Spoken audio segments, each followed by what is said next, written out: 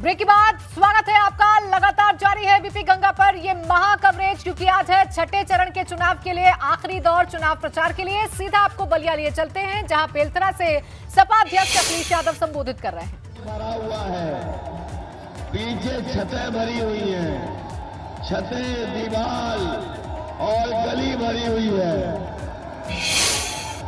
ये इस बात का ऐलान हो रहा है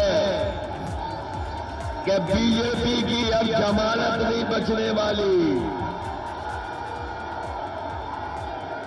और इधर 5 साल में हो गया।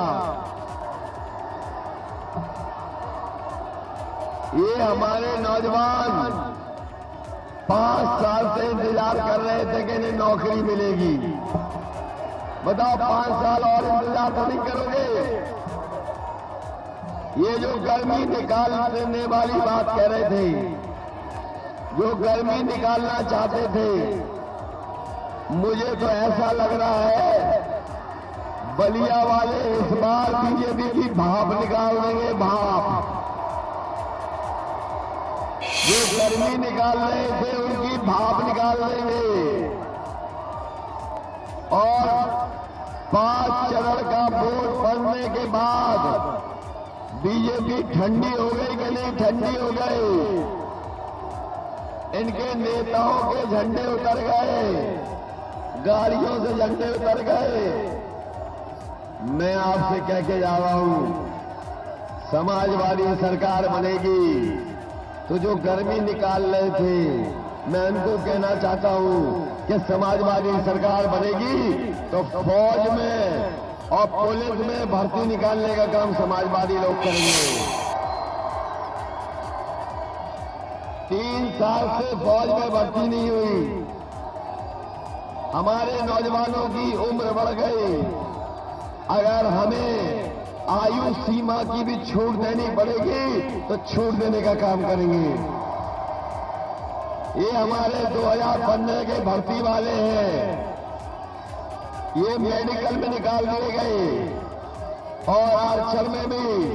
अगर तुम्हारी कोई मदद कर सकता है तो हम मदद करेंगे, तुम्हारी मदद करेंगे। ये बीएड टेट वाले, आप जानते हो समाजवादियों ने अपने घोषणा पत्र में लिख दिया है कि सरकार बनेगी तो बीएड टेट वालों को समाहित करने का काम करेंगे। शिक्षा मित्रों, आपको सम्मान दिया था, बीजेपी ने आपका सम्मान छीन लिया। इस बार आप हमारी मदद करना, हम आपको दोबारा नौकरी और सम्मान देने का काम करेंगे। हमारे 70,000 वाले शिक्षक भर्ती, इधर पिछले 3 साल से बच्चों की पढ़ाई बर्बाद हो गई, बच्चे पढ़ नहीं पा रहे हैं, गांव के गरीबों के बच्चों की पढ़ाई बर्बाद हो गई। इसलिए हमें अगर नई शिक्षक भर्ती भी चलानी पड़ेगी तो नई शिक्षक भर्ती करके अपने नौजवानों को नौकरी देंगे।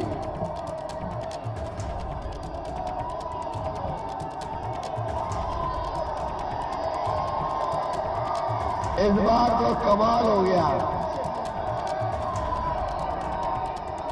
मैं कई बार आया हूं बलिया, लेकिन इतना जोश कभी दिखाई नहीं दिया। ये तो लगता है बलिया के हमारे क्रांतिकारी लोग इस बार भारतीय जनता पार्टी को छठे चरण में छांटने का काम करेंगे। बताओ सफाया करोगे कि नहीं करोगे?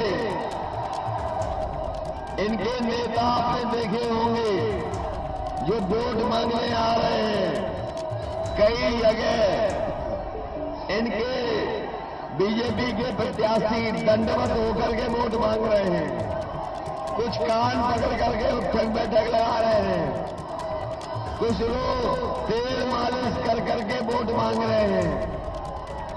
चाहे ये बीजेपी वाले चंपी करें और चाहे 700 बार उठ करके कान पकड़ करके उठक बैठक भी लगाएंगे, तब भी किसान और नौजवान इन्हें माफ करने वाला नहीं है। बलिया वालों, माफ तो नहीं कर दोगे? इनको माफ मत करना, इनको साफ कर देना। और हम आपको भरोसा दिला के जा रहे हैं, बलिया के विकास के लिए, नौजवानों को नौकरी और रोजगार के लिए, अपने किसानों की खुशहाली के लिए हमें कोई भी फैसला लेना पड़ेगा तो हम फैसला लेकर के हम गरीबों की मदद करने का काम करेंगे। हम बधाई देना चाहते हैं अपने पूर्व विधायक राम इकबाल सिंह जी का, जो आपके साथ आ गए हैं, आपके साथ जुड़ गए हैं। आने वाले समय में अगर हमें इनका भी सम्मान करना पड़ेगा तो सम्मान करने का काम करेंगे। इसलिए जहां आप हमारी पार्टी के रिजवी साहब की मदद करोगे, इनका साइकिल चुनाव चिन्ह है, इन्हें जिताओगे, वोट डालोगे, साइकिल याद रखोगे। दूसरे हमारे पार्टी के प्रत्याशी हैं महेंद्र चौहान, इनका चुनाव चिन्ह छड़ी है। अगर साइकिल पैदल मारने से चलती है तो बुढ़ापे पे छड़ी काम आती है सहारा देने के लिए। इनकी छड़ी पे मदद करना। और दूसरे हमारे प्रत्याशी हैं, ये भी छड़ी वाले हैं, इनकी भी मदद करना। हंसूराम जी है, इनकी छड़ी चुनाव चिन्ह है, मदद करोगे। और सबसे बड़ी बात है, हम जहां इनके लिए वोट मांग रहे हैं, वही बताओ हम अपने लिए भी तो वोट मांग रहे हैं आपसे। बताओ हम मांग रहे हैं अपने लिए कि नहीं? और अगर हम अपने लिए मांग रहे हैं तो इन तीनों को नहीं जिताओगे तो हम कैसे आगे बढ़ेंगे? इसलिए जहां आपके लिए हम सहयोग मांग रहे हैं, वही अपने बुजुर्गों से और अपने नौजवानों से हम कहना चाहते हैं, हमारी भी मदद करना, जिससे हमें मौका मिले। और हम आपको भरोसा दिलाते हैं कि आपके भविष्य को बनाने के लिए, अपने किसानों की मदद के लिए और नौजवानों को नौकरी रोजगार के लिए हम लोग लगातार 5 साल काम करेंगे। और जहां हम समाजवादी पेंशन 1,500 देंगे, महीने की वहीं 300 यूनिट बिजली फ्री होगी। ये बीजेपी वाले राशन पहले नवंबर तक दे रहे थे, अब ये राशन मार्च तक दे रहे हैं। अब साइकिल की बटन दबाओ और 5 साल राशन पाओ। इसलिए मदद करिए हमारे रिजवी साहब को। बताओ जिताओगे? और बलिया के लोगों को क्या कह रहे हैं, लखनऊ को जोड़ेंगे एक्सप्रेस वे से। पहले भी हमने यूनिवर्सिटी दी थी बनाने के लिए। खबर आपको बता रहे हैं, यूक्रेन रूस युद्ध से जुड़ी हुई बड़ी खबर। खार्किव में एक भारतीय छात्र की मौत की जानकारी मिल रही है। दुखद खबर सामने आई है। सुबह गोलीबारी में भारतीय छात्र की मौत हो गई है। विदेश मंत्रालय ने ट्वीट कर इस बात की जानकारी दी है। विदेश मंत्रालय फिलहाल परिवार के संपर्क में है। तो ये बड़ी और दुखद खबर इस वक्त खार्किव से आ रही है, जहां पर एक भारतीय छात्र की मौत हो गई है। जो गोलीबारी वहां पर हो रही थी, इसी गोलीबारी में छात्र की मौत हुई है। अविनाश मेरे सहयोगी जुड़ गए ज्यादा जानकारी के साथ। अविनाश, क्या कुछ डिटेल सामने आई हैं? छात्र भारत के किस हिस्से का रहने वाला था? क्या कुछ और डिटेल निकलकर सामने आ रही है? देखिए, अगर बात करें प्राची, अभी विदेश मंत्रालय के प्रवक्ता हैं अरिंदम बागची, उन्होंने जानकारी दी है कि एक भारतीय छात्र की खार्किव में मौत हुई है और उसके फैमिली से लगातार संपर्क में है विदेश मंत्रालय, और जल्द ही उनकी जो डेड बॉडी है उसको हिंदुस्तान लाया जाएगा। विदेश मंत्रालय ने अपनी ओर से ये भी कहा है कि दुखद मौत है, लेकिन तमाम तर जो छात्र हैं उनकी सकुशल वापसी के लिए लगातार विदेश मंत्रालय कोशिश कर रहा है और भारत सरकार भी लगातार कोशिश कर रही है। और यही कारण है कि जितने भी छात्र लौट कर आ रहे हैं वो ये भी बता रहे हैं कि किस तरीके से वहाँ कष्टदायी है बॉर्डर को पार करना और तमाम तरीके से रोमानिया या हंगरी या पोलैंड तक पहुंचना। बहुत ही ज्यादा जद्दोजहद के बाद तमाम तरह छात्र पहुंच पा रहे हैं और जिस तरीके से वहां पे स्थिति बन गई है। विदेश मंत्रालय ने और खासतौर से इंडियन एम्बेसी ने भी वहां पे एडवाइजरी जारी की है कि जितने भी छात्र हैं वो राजधानी कीव को जल्द से जल्द छोड़ दें, क्योंकि कीव में कभी भी कुछ भी बड़ा धमाका या बड़ी लड़ाई हो सकती है। लिहाजा सभी जो छात्र हैं कीव के अंदर मौजूद, वो कोई भी साधन उनको मिले वो तमाम साधनों से कीव को छोड़ते हुए बॉर्डर की ओर जाएं, जिससे कि जो भारत सरकार के 4 मंत्री अलग अलग देशों में पहुंचे हैं वो बॉर्डर पर पहुंच के तमाम तरह भारतीय छात्रों को सकुशल भारत वापस ला सके। विदेश मंत्रालय की यही कोशिश है और इसकी कोशिश के तहत काम कर रहा है। लेकिन जिस तरीके से रशिया की तरफ से लगातार बमबारी हो रही है और यूक्रेन की जो आर्मी है वो भी पलटवार कर रही है, वो भी फायरिंग कर रही है, ऐसे में तमाम छात्रों को रिस्क है वहां पे कि किस तरीके से वो बॉर्डर तक पहुंचे और किस तरीके से वहां पे सुरक्षित पहुंच के वो बॉर्डर क्रॉस करे।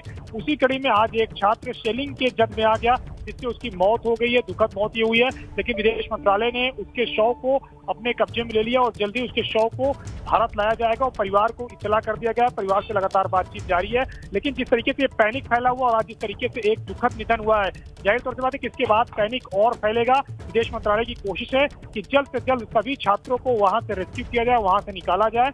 और यही बात है कि 4 मंत्री अब भारत से उड़ान भर रहे हैं अलग अलग देशों में जाने के लिए, जिसमें अगर बात करें तो हरदीप सिंह पुरी हंगरी के लिए उड़ान भर चुके हैं और इसके बाद जनरल वीके सिंह भी उड़ान यहाँ से भर चुके हैं। ज्योतिरादित्य सिंधिया भी आज उड़ान भरेंगे। तो तमाम तरह जो मंत्री हैं ये जैसे ही संबंधित देशों में पहुंचेंगे वहां से रेस्क्यू ऑपरेशन और तेज होगा।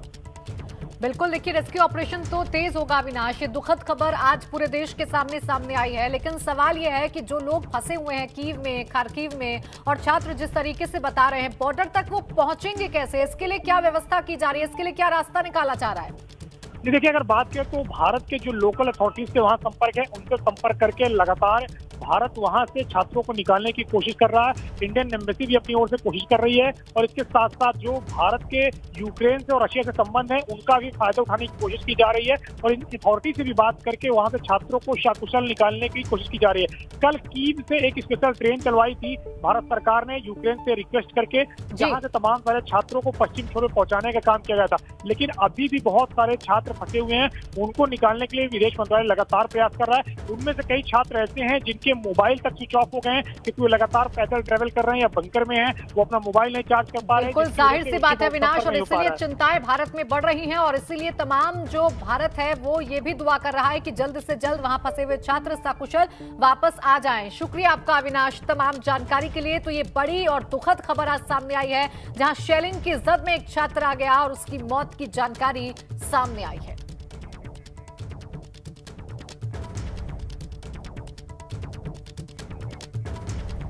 तो आपको बता दें, देखिए एक छात्र की मौत की खबर मिल रही है। ये दुखद खबर, ये दुखद जानकारी निकलकर सामने आई है और खबर ये है कि खार्किव में वो छात्र था, शेलिंग की जद में आया, क्योंकि लगातार जो धमाके हैं वो बढ़ते जा रहे हैं यूक्रेन में, लगातार रूस की तरफ से। और ये देखिए छात्र की तस्वीर भी सामने आ गई है। ये वो छात्र है जो कि खार्किव में गया तो था अपने उज्जवल भविष्य के लिए, लेकिन अब मौत की खबर सामने आ रही है। सुबह जिस तरीके से गोलीबारी हुई खार्किव में, उसमें भारत का ये छात्र भी जद में आ गया और उसकी मौत हो गई है।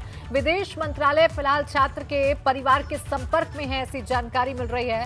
और ये भी सामने आ गया है कि मृतक छात्र कर्नाटक का रहने वाला था। ये शुरुआती जो जानकारी है वो सामने आ गई है कि जिस छात्र की मौत हुई है वो कर्नाटक का रहने वाला था, लेकिन जानकारी विदेश मंत्रालय की तरफ से ट्वीट करके दी गई है। ये दुखद खबर है भारत के लिए, एक छात्र की मौत हो गई है। लगातार कोशिश की जा रही है कि तमाम जो छात्र वहां पर फंसे हुए हैं, जो लोग भारत के फंसे हुए हैं, उन्हें जल्द से जल्द बाहर निकाला जाए। लेकिन जो मुश्किल है वो ये पेश आ रही है कि बॉर्डर से दूर इलाकों में फंसे लोगों को बॉर्डर जाने तक के साधन नहीं मिल पा रहे हैं, जिसकी वजह से लोग युद्ध के हालातों में फंसे हुए हैं, बहुत सारी परेशानियों का सामना कर रहे हैं। हालांकि भारत सरकार की तरफ से कोशिश की जा रही है कि उन छात्रों को भी जल्द से जल्द उन बॉर्डर तक पहुंचाया जाए, जहां से उन्हें इवैक्यूएट किया जाएगा, भारत वापस लाया जाएगा। लेकिन आज इन तमाम कोशिशों के बीच दुखद खबर सामने आई है, जहां कर्नाटक का एक छात्र शेलिंग की जद में आ गया है और उसकी मौत की खबर आज भारत में आई है, जो बहुत दुखद है।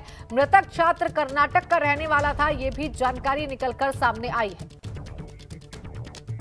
प्रदेश में हो रहे चुनावों की, जहां अम्बेडकर नगर की अकबरपुर सीट से कांग्रेस से टिकट पर चुनाव लड़ रही प्रियंका जायसवाल ने चुनाव प्रचार के आखिरी दिन पूरे दमखम के साथ जुलूस निकालकर शक्ति प्रदर्शन किया। एबीपी गंगा संवाददाता मोहम्मद मोइन से खास बातचीत के दौरान उन्होंने कहा कि प्रियंका गांधी वाड्रा के लड़की हूं, लड़ सकती हूं के नारे का उन्हें काफी फायदा मिल रहा है। अम्बेडकर नगर में आज प्रचार का आखिरी दिन है और हमारे साथ हैं अकबरपुर सीट से कांग्रेस की उम्मीदवार प्रियंका जी। आखिरी दिन जुलूस निकाल रही हैं, गाड़ियों के काफिले के साथ निकल रही हैं और हम इनसे बात करते हैं, जानने की कोशिश करते हैं। बताइए किन मुद्दों पर आप चुनाव लड़? धन्यवाद। मुद्दा तो आपके आसपास ही है, बेरोजगारी, गरीबी, महिलाओं की सुरक्षा करना, किसानों का मूल अधिकार दिलाना, उनके हक की लड़ाई लड़ना, ये मुख्य मुद्दे हैं मेरे।